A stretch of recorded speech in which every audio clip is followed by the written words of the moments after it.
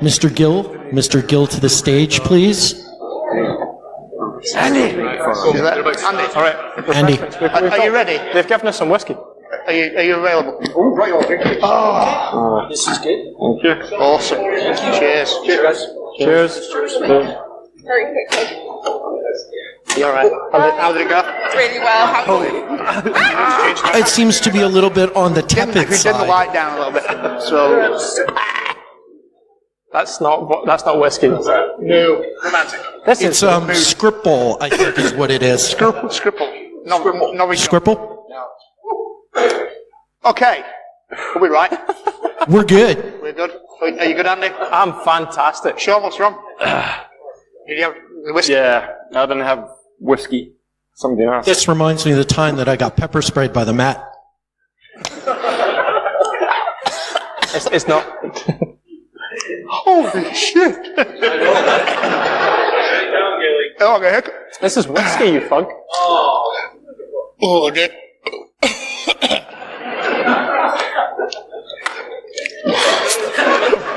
So just so that you know, if I throw up, it will be on you.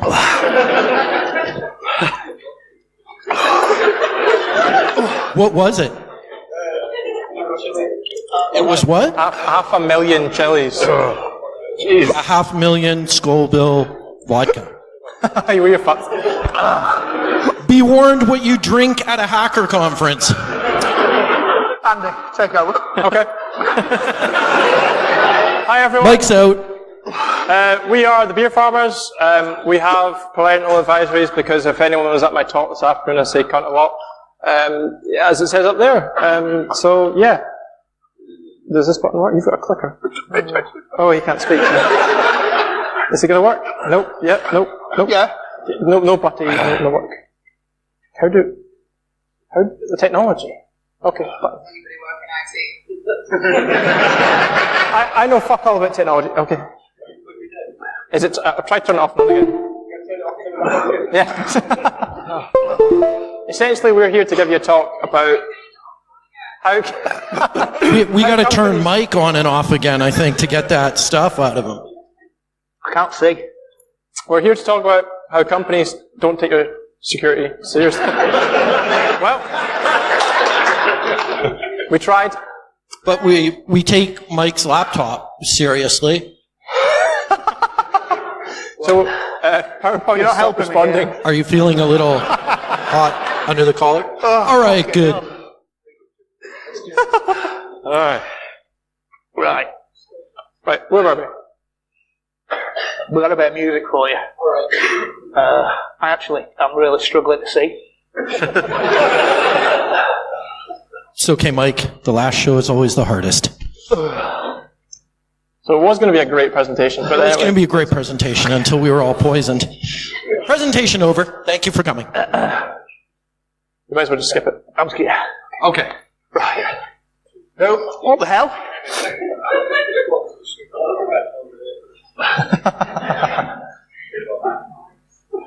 We tried. No. Poor Mike. It's good. It's starting to come down a little bit, so it's nice. So this It's like one sitting time, right there, B-sides? They don't make Right? it like that in Scotland, do they? or some other bodily function. Can anybody get me some water? Oh, Water. Flip it to... Oh, yeah. Anybody got any tissue? There's a towel in the bag, actually. You could white into that. That's the perfect thing to put in your coffee in the morning if you want a little bump, to get you in the mood for work. Not extended. It's pretty good. Hey!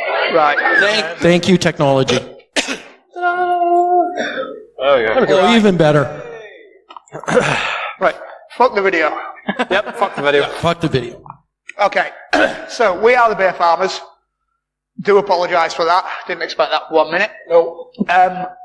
This is our last talk of the year in terms of things we've got planned. We may be talking elsewhere, but we don't know about it yet. But we thought it'd be a good opportunity to showcase some new material. So, some of the topics that we talk about today, you'll be familiar with because you pay attention to what's happening on social media. You read the news. You probably see us shitpost a lot, because we shitpost a lot. No, we post amazing shit. But we're going to talk about it in a slightly different way. So the topic today is around fear, uncertainty and doubt. FUD. So, quick intros, really quick, because we've wasted a quarter of an hour in me hiccuping and bad IT.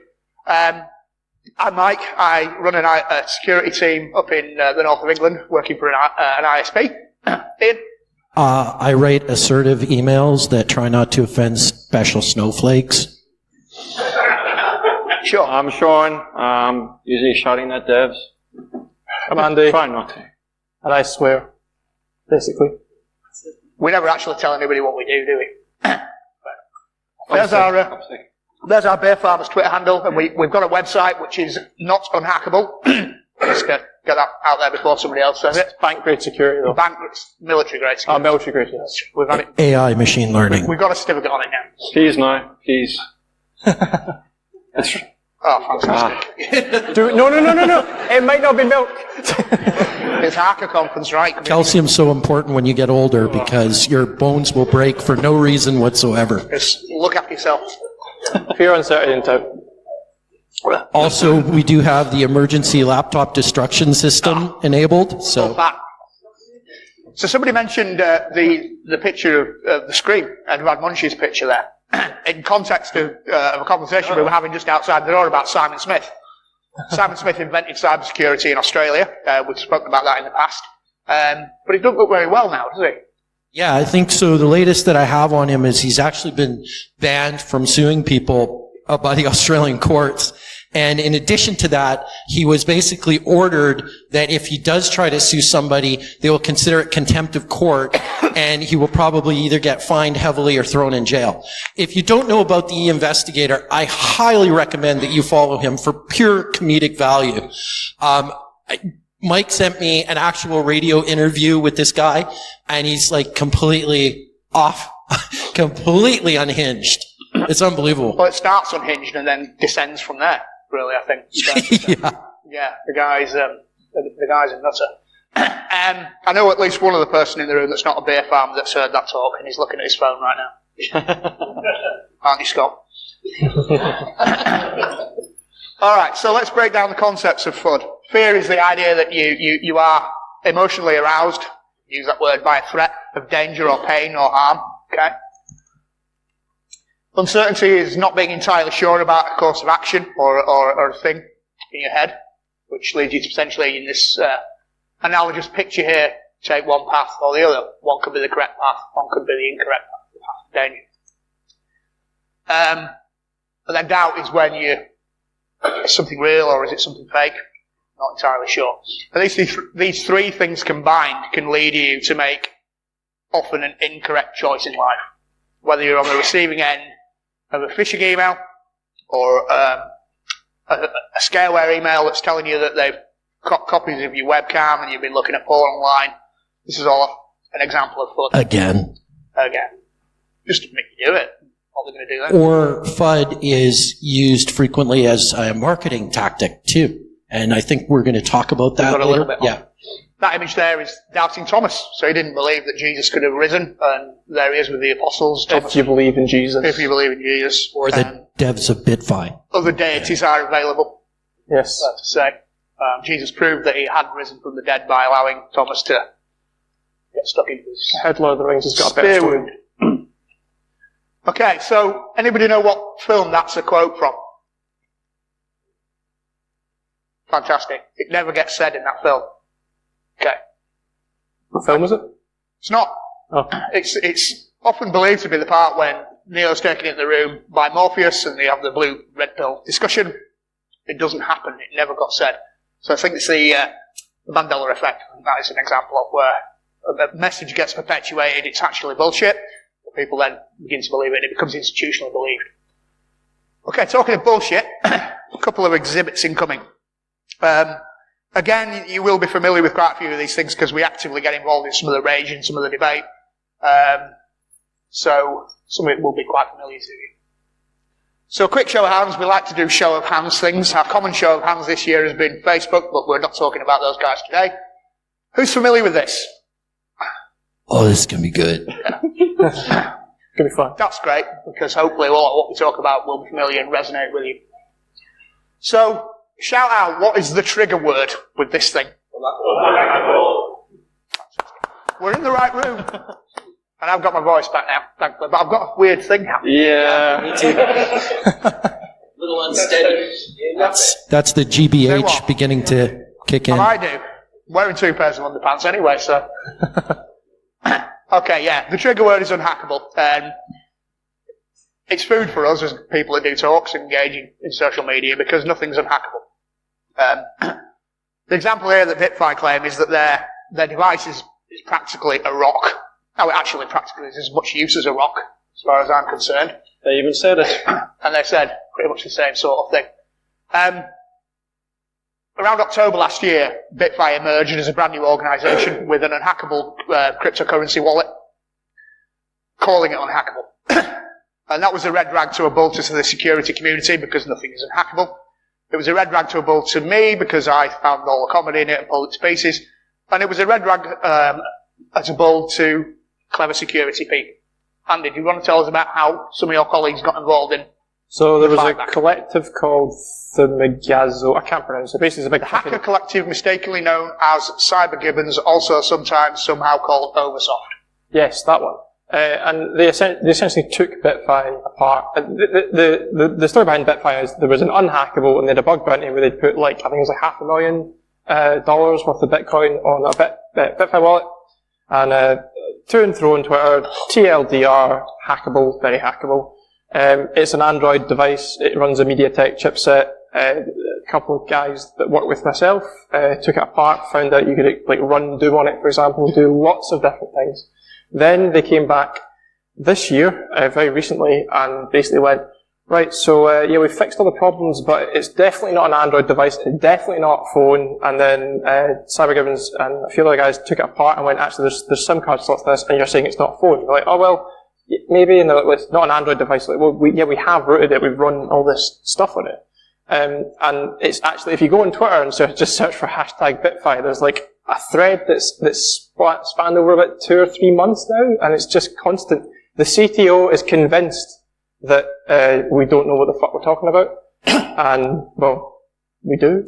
So the current CTO, the current CTO, yeah. So they've got through a lot of CTOs, and McAfee was quite a big advocate for it being unhackable, and he loves his bath salts. So yeah, we'll get on to that. We'll get to that shortly. The other thing with Bitfy is they were pen tested. And then it turns out they were currently being pen tested, and then it turns out that no such thing actually ever happened. So they contacted a company called Celebrate who make forensic mobile device analysis tools. Apparently they contacted them to do a security test of it, and the CTO of Celebrate jumped on Twitter and went, no, they fucking didn't. They called us up and we just laughed them off the phone. Yeah. So. Well, that was always going to happen given the bad press that these guys had already had. The traction was really negative. You wouldn't touch me with a barge pole, you're right. Wouldn't touch that shit.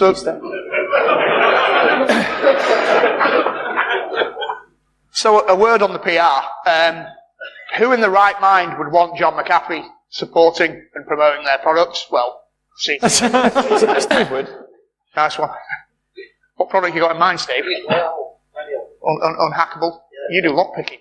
He invented cybersecurity. So he came out as a full supporter, fully behind Bitfy, but actually he was more peddling cryptocurrency as a concept. I think that was really his motivation behind it. Yeah. Buy a Bitcoin wallet or a cryptocurrency wallet, and while you're at it, get involved in the pump and dump. Yeah. So expose and expand the market, and then sell all your shit. Get rid of your stuff. But he became incredibly aggressive throughout the whole thing, and we can put it down to many things. I've got a few thoughts about what may have made his mood change.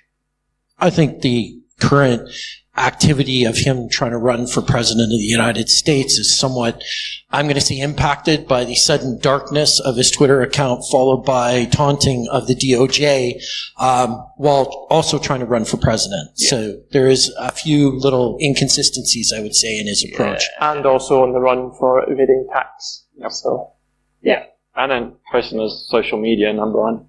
Oh, yeah, social security number, all that jazz. Yeah. Well, social security. So. Yep. But in his own words, I quote, I invented fucking cybersecurity. Yes. So he knows best. He does. Yes. When he's not stoned. When would a man that looks like this not know best? Yeah. And in the end, he backed off. He had other priorities, running for US president being one of the examples, running from the US government, and police, and Navy, and other authorities. Fire, poison. Yeah. The Bahamas. Shooting water with machine guns with his pals, Yep. engaging in sexual intercourse with mammals. Okay. So here are a few examples. We've got a song about that at the end if we can get it to actually work. I didn't say anything about sexual intercourse, but mammals don't. Choose Wales. Oh yeah, fuck, so I did. You can't remember it, you recorded. It was at 3 in the morning. Right? So here are a couple of exampple of how terrible the PR from Bitfy themselves has been. So on the left-hand side there, my laser's not going to work. Oh, it works. I knew this, the other one blew up. That's essentially saying that Bitfy users are in that particular percentile of IQ. There you go. So only the clever kids have got a Bitfy. Everyone else is retarded. That's what they said. And they weren't even ashamed of it.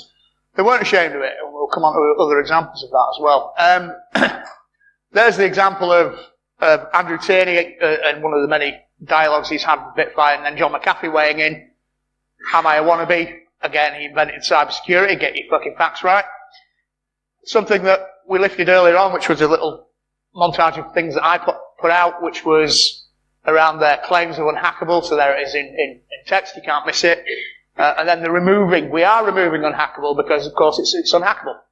But then this thing here, and apologies if it upsets anybody, but it's important to point out the crassness of these people. Just prior to Christmas, 2018, Bitfy thought it was entirely appropriate to put that message out that if you don't own Bitcoin, you're committing financial suicide. Now, that's a shit message to put out at any time of the year, right? But just before Christmas, it was another classic example of how cuntish these people actually are. And so, they'll never be forgiven. They'll never be forgiven for any of the crap technology they've tried to ram down people's throats. They'll never be forgiven for engaging the idiot McAfee in part of their marketing campaign. And they'll certainly never be forgiven for messages like that they put out. So when we talked about Cellbrite not wanting to touch them, it's shit like this is the reason. And I hope... Say again? Oh yeah, they did. Yeah, the narcissists are Professionals amongst them. Here. So this image is a really difficult one for me because we've lost some really good people in our community. Aaron Schwartz is a great example of a gentleman who downloaded a whole bunch of public documents and was aggressively prosecuted to the point where the darkness descended and he committed suicide. Mental health and mental health advocates in our community are doing an outstanding job and bringing a lot of stuff to light that's really difficult for a lot of people out there. I have some thoughts about why it's so difficult, but as we'll get into the presentation, I'll come out on those subjects. But I just want to say this. You're in a job, depending on what type of cybersecurity job you're doing, you're in war without end. And war is demoralizing. War is difficult. War has an effect on you as a person. And I'm not going to belittle those that do suffer from post-traumatic stress disorder as a result of military or police service or paramedics or fire. But I will say this. We are in a very stressful job. Many of us deal with negative subjects. When the phone rings and it's a cybersecurity incident, it is not usually, hey, good news, the website is totally up and running and so awesome. Okay? So support each other. The biggest message I'm going to leave you with the social media is if there are important discussions to have, Twitter is not the place to have them. Okay? We need to have panels on the issues that we have, from mental health to diversity to all of the other demons that haunt us in this industry. But absolutely, please don't think about the darkness and think about us as support. You can reach out to any beer farmer. You can reach out to any public security researcher that has that is available on Twitter, or you can join us on the Many Hats Club. There is an outlet. Okay? Don't feel like you're abandoned. Yeah. Okay, Sean. Let's talk about certs. So, follow on from mental health. alright, so, So these guys, it was actually John who put out a tweet. I forgot it was around, but it was something certificate related. And these guys jumped on and kind of threadjacked the tweet. And they, in it, they put 10 reasons why Let's Encrypt certificates aren't good. And I went through each one of those 10 reasons, and I discredited every single one of those 10 reasons. Now, this is where using false information for your own marketing gain kind of crosses that line even further, where you're trying to bring down a company or organization that you feel is a threat by belittling them with invalid facts. There were also some, let's just say, wording in their infographic or whatever they had that was not, trying to think of the right wording without letting the cat out the bag. Accurate. Well, it's not accurate. Basically, the heading was infringing on a trademark. At the end of the day, they were saying the certificates, the weak certificates was as a result for the British Airways attack, which we all know is absolutely rubbish. The British Airways hack happened because of a major part injected JavaScript. It had nothing to do with the certificate. So the bottom line here is don't use fear, don't use uncertainty, and don't use doubt, and especially don't use it to try and bring down your competitors because you're going to make yourself look worse off. I have another example of this. Just the other day, I got a LinkedIn marketing thing that said that that the $136 million fine for BA was due to a phishing email. And I'm like, no, you are wrong, sir. And this is the thing is that, well, then the answer was, well, you should be phishing your own employees anyways. Yeah. True, but don't tell me something that is completely false in your marketing. Yeah. And and as Sean said, don't tell us that the British Airways hack was due to a cert when it was due to supply chain poisoning. Yeah. And most importantly, don't tell a security professional this stuff because they're going to know you're talking rubbish straight away. Yeah, especially if they read the BBC News. It's as simple as that, actually. And don't tell everybody that extended validation certificates are actually going to make you more secure than not using them, because it's bullshit. Scott loves that shit. He's just straight into it. So about the extended validation certificates, for those who don't know, it's extra, as the name suggests, extra validation performed on top of the certificate to validate whoever's requesting it should own it. But there's kind of issues around that because the focus on the organization. Now, there's certain organizations which have a totally different trading name to the actual site you're connecting. So you're going to have to require the user to try, hey, this site says it's, I don't know, PayPal, for example, and it's company A. Well, that doesn't match.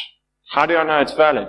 Browsers are also removing the extra field that's shown up there from the URL bar, so there's no longer a distinction between the two. Yeah. And the other thing I've seen, extended validation equals more secure because it's better encryption. Incorrect. I can have extended validation certificate with no encryption if I use an Alpha suite. So they're totally unrelated. Again, this comes down to use the facts. If you're going to market something, use the correct facts. Sell your product on what it should be and not false information and fear. Yeah. And a couple of more things from me about this. As you mentioned there, the major browser vendors now are stopping caring about EV. Okay, you're going to stop seeing it as a thing. The green bar, the green chip, whatever, that you can see up there, that's going to go. I think in mobile browsers, you've not been able to see it for ages, in many. Okay? Scott's got a point around, let's remove the scheme. Doesn't tell you anything. If the scheme and the padlock are there, then just have the padlock. Because they're telling you the same thing, effectively. Padlock tells you that your connection is encrypted. I like my check mark by semantic on my website right there. Secure. Slot? Yeah. So one thing to add to that, there's a fear on the other side by moving towards the secure web. Oh, suddenly HTTP is going to stop working. No. You'll get an error, but HTTP will still work. It's up to the user to decide whether they want to continue or not. Yeah. Yeah, you're right. And my last point on it is around domain warranty. Again, so again, X pounds, you can spend money on a thing that you'll never need. You'll never really understand what you get back for your money, and it'll never cover you for any shit in the first place. So don't do that. Avoid EV. Avoid domain warranty. The people selling domain warranty can't even tell you what it's for, and what it does, and what you get back from it if you have a problem. They can't explain the problems you might experience, and they can't explain how they'll refund you. So run a mile from it. If you don't take it from us, take it from people like Scott that know their own use. He loves SSL. He's right in there. SSL v3 is like cocaine. So we've got a couple of slides on the revolutionary technological approaches that we're seeing more and more of now to solve your problem, your security problems. Because vendors take your security seriously, right? As much as we take your security seriously. More, because it's in their financial... Until they're hacked and fined, and then they take it really seriously. Like a lot more serious than they originally tried to. Like Morrison, so I got an email from recently who basically went, we take your security really seriously in the first line, saying, oh no, we haven't been breached, we just think we might in the future get breached. And it's like, okay then, I mean... They're being proactive at least. Very seriously though, very. But it's not just the technology and security vendors that can FUD up people. Yeah. There's your example. You receive an email, what's your immediate reaction to that? Mine is put it on Twitter, what the fuck's going on here? Yeah, but other people than you might look at that and go, oh, shit, Morrison's have been breached. Yeah. And that's possibly what happened. But the answer lies in the blockchain. It's become almost a parody of itself, the blockchain, in the last 18 months probably. Because the answer is the blockchain in many things. Your vendor will say that we've got this new security thing, post-quantum, this, that, and the other, and we put it on the blockchain and it provides security. It's absolute bollocks. We're on to the next gen blockchain now. Yeah. Oh, the dark blockchain. Dark blockchain, Kevin Beaumont invented that. So we've three inventors today. So we got Simon Smith inventing cybersecurity in Australia. John McAfee inventing cybersecurity, full stop. So they have got to get together, those two guys, to thrash that one out. And Kev Beaumont inventing the dark blockchain. So we're pushing it. We're doing that. But just to re-emphasize, blockchain does have its place, but in the right context for the right uses. So this isn't a dig at blockchain saying it's totally worthless technology. It has its place. Use it appropriately. Don't just throw it in there because it's a buzzword. It's not a dig at blockchain. It's a dig at the people that tell you that it will solve your problem without telling you, A, what the problem is it's solving, and B, how it will solve that problem. It's buzzword bingo. It's the same that AI. Well, or maybe it's not. Maybe it's just next gen.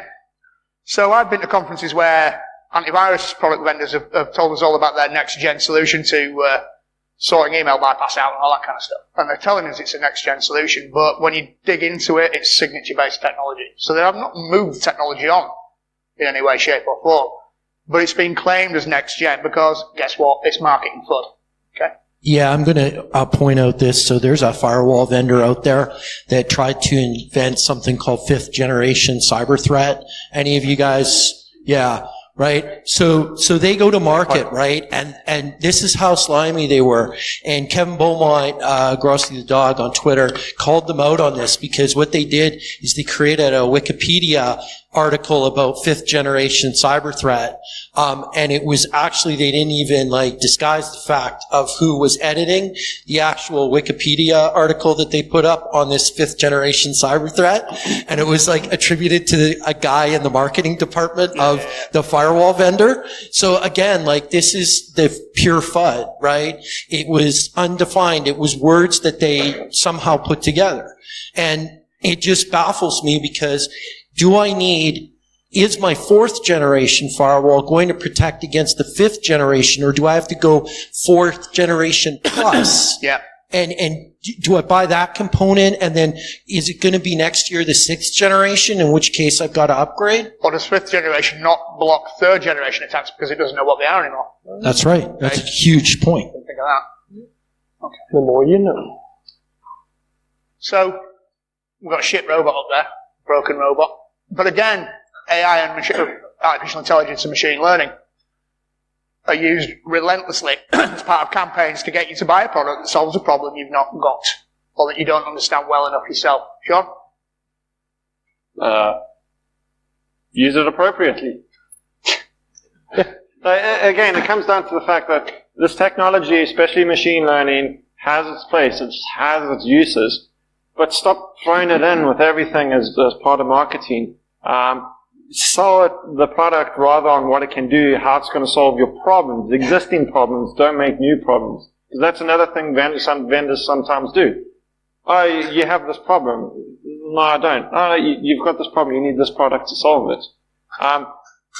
Let people decide for themselves, give them the information they need to, and then let them make that decision, is the way I prefer to approach things. So I was in Dubai on a panel. It was the most uncomfortable panel I've ever been on. There was a Saudi prince, right? And there was the chief of police of Dubai. And they were talking about artificial intelligence and, you know, how they can find, I don't know, journalists or whatever. Really? You guys got that, didn't you? But anyways, so I get in there and I'm like, this is kind of bollocks. Like, I'm going to call it out and say, AI doesn't exist yet.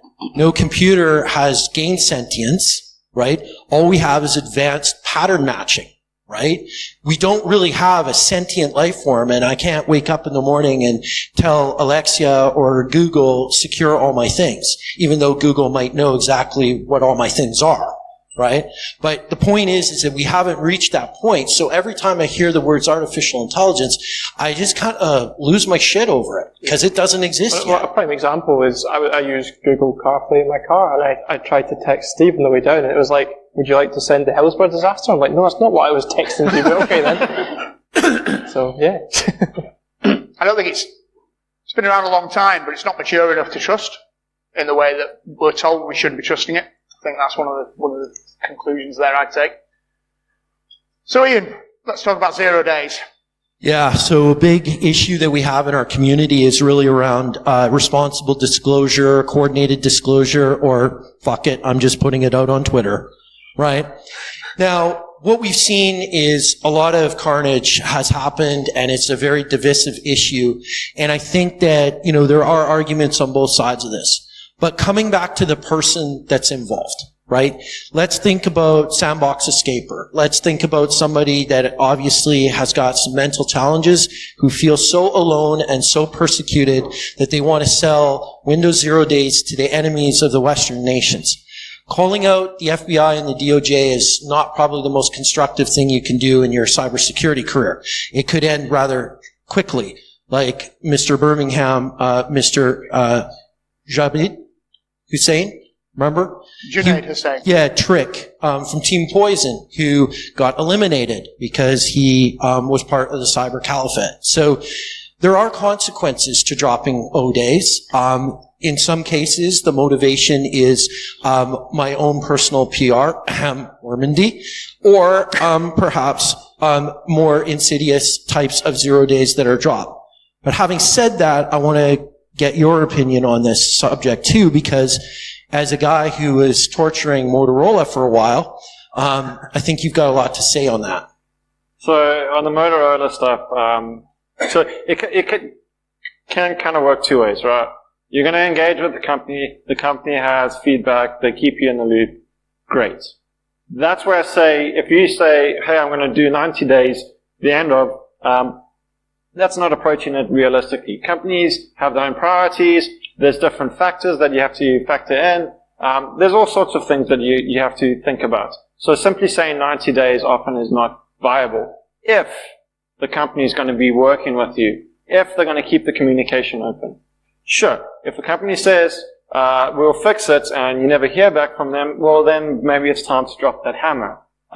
It's not ideal. It should always be kind of a last resort type thing. So in my case with Motorola, contacted them about 2 or 3 times. I got the pushback of, no, it's not an issue, because you're using secure network and all this kind of stuff, which was not true. And I tried to explain to them why they weren't correct, and I got ignored. So eventually I wrote it up, and it actually turns out that the issues that I found were reported 3 years ago. Thankfully, after working with someone who's actually in the media, they helped me get in touch with someone at Motorola, and now the issue is actually resolved. So for me, that's a win for the users, and that's who should always be the focus of these things. Not the company, not the researcher, but the actual users. The people who matter are those people who can use it. So, like, for me, I've tweeted recently about the Zoom stuff. And I take it to heart because at the end of the day, the ones who are suffering the most are the users. So, the Zoom thing, visit a site, you could accidentally hit a link in the site and it'll launch the Zoom meeting and spy on you, essentially. Bad? Yes. Must it be fixed? Certainly. But the researcher went 90 days, 2 weeks, time's up, disclose. Well, now we have a scenario where if you uninstall the software, you open up a RCE vulnerability. And this is why we need to do responsible disclosure, so things can be tested. So a proper fix can be put in place, because guess what's going to happen when it gets released? People panic. Yeah. Oh, they're going to spy on my camera, so I'm going to quickly delete. And then we end up in a worse off situation. Yeah. I mean, I put a tweet out the other night about this, because it's going to piss me off a little bit, to be honest.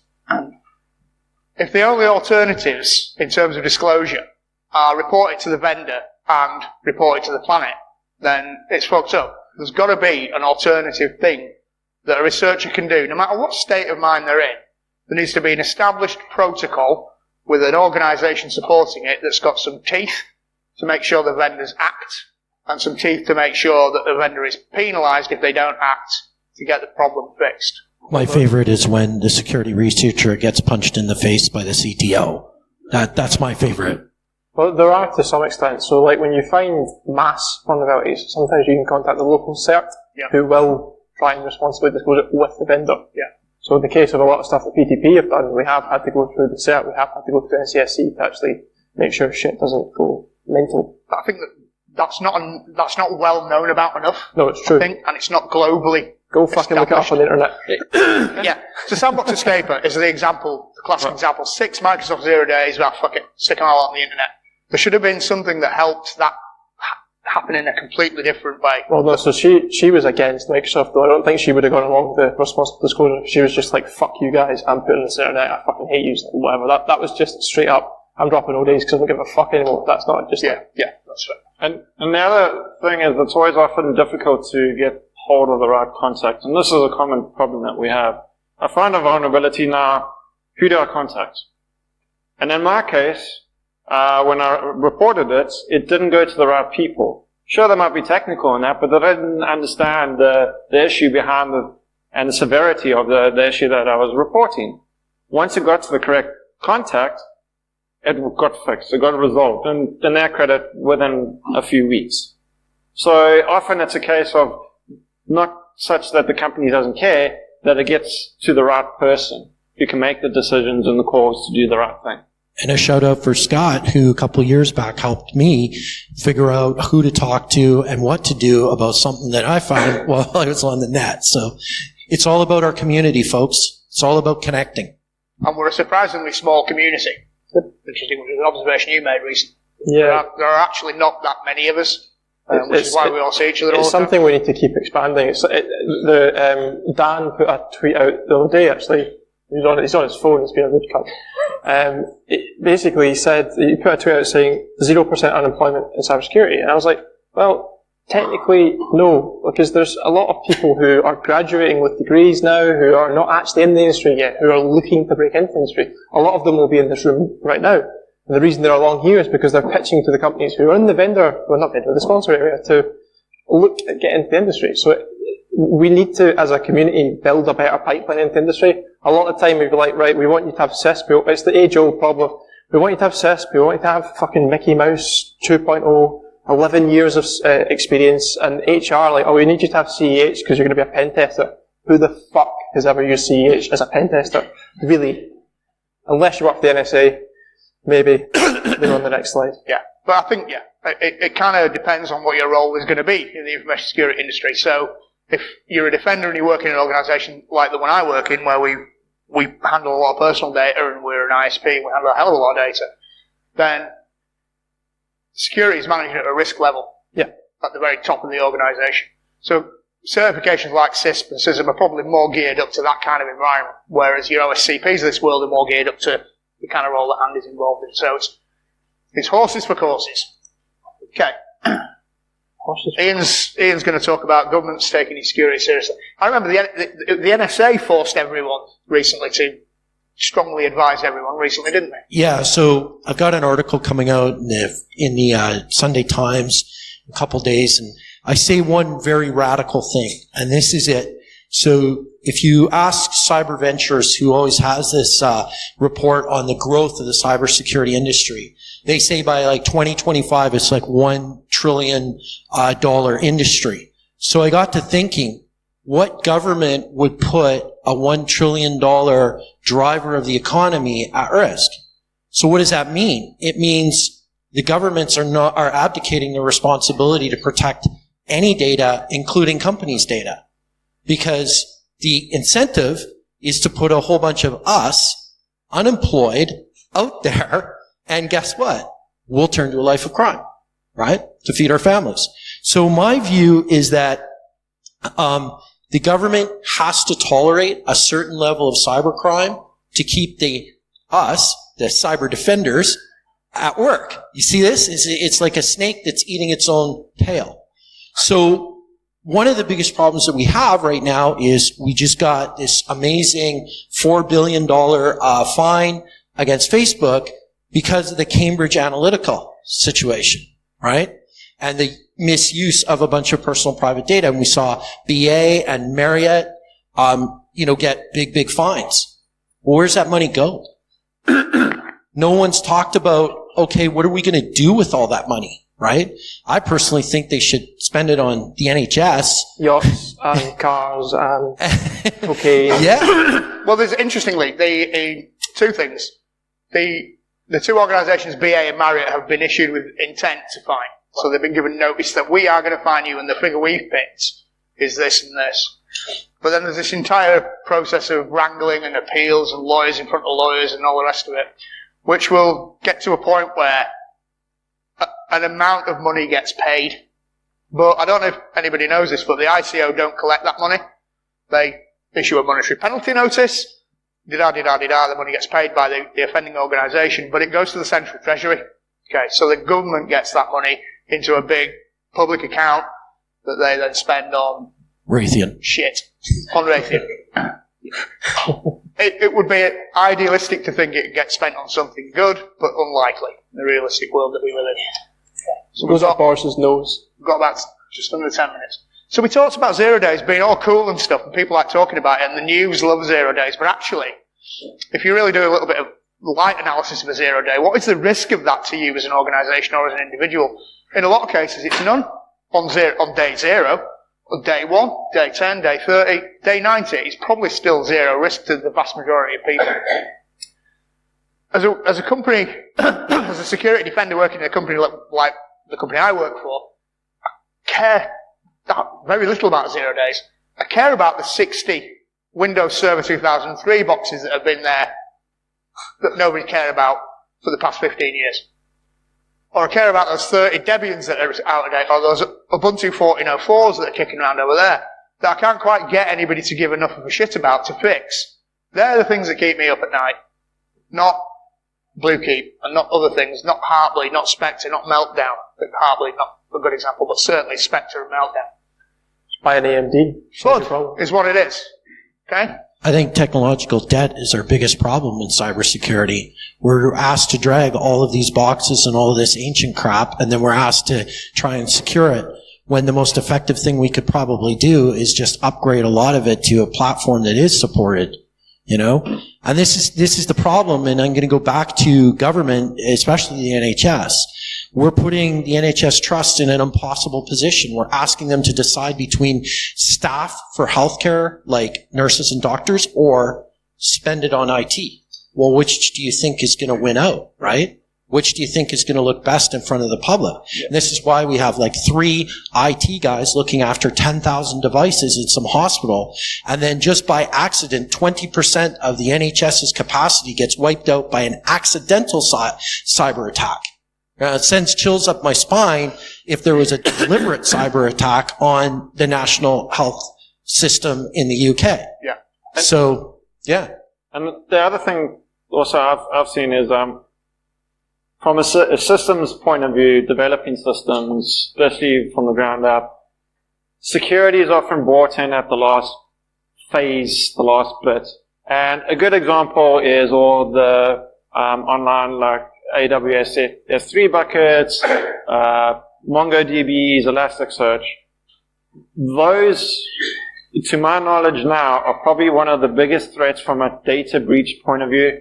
You constantly see, time and time again, hey, this data got leaked because no authentication, no authorization. So getting security folk involved at the right time, I think, is really important. Yeah. Okay, we've got 5 minutes, and we've probably got about 5 minutes worth of material. That's Perfect time. but I put this picture up here because it's old, right? And that wall there is particularly important because it's incredibly old, doesn't look particularly safe, and you wouldn't want to walk under it. And that's the analogy of your fix your ancient shit. That's the Windows XP wall. That's the firewall. So just to really quickly re-emphasize the point, nothing you see there was to do with the 0 days. Maersk didn't get popped because of 0 days. Equifax the same. It was out-of-date things. WannaCry was out-of-date things. Windows XP, SMBV1 with port 445 open the internet. I mean, technically you could argue that WannaCry was 0 days because Eternal Blue was a 0 day. But the patch for it had been made available 3 months prior to the attack. So if people have done some work to mitigate it. And this is actually the one thing that I'm going to say is filling my heart with joy, is because when Bluekeep came out, US CERT, NCSC, they were all over it. They were warning people. Microsoft was warning it. This could be weaponized. This could kill you. Please handle carefully. Yeah. They didn't do that for for the shadow broker stuff at all. I think it's because it was from a government leak. They're like, well, we already knew about this shit for the past 5 years, so don't give a fuck. Whatever. Yeah, it's cool. But you said it perfectly, Ian. You know, the NHS wasn't a deliberate victim of the WannaCry attack. It was collateral damage in a wider attack aimed at extortion, ultimately. But it could have been prevented, and it wasn't. And I also want to point out Equifax there. So, anyone aware of how much that breach cost the company? Raise your hands if you are. No? $1.4 billion. And as I said in my talk earlier this morning, the potential fix for that was possibly a one-line change. So a one-line change potentially could have cost the company $1.4 billion. Yeah. And in the Maersk attack, they lost $400 million in a week. Yeah. You don't want too many of those happening to you before you're out of business. So, we're done. We'll see you at the quiz. Yeah, we've got an InfoSec quiz that's going to blow your minds.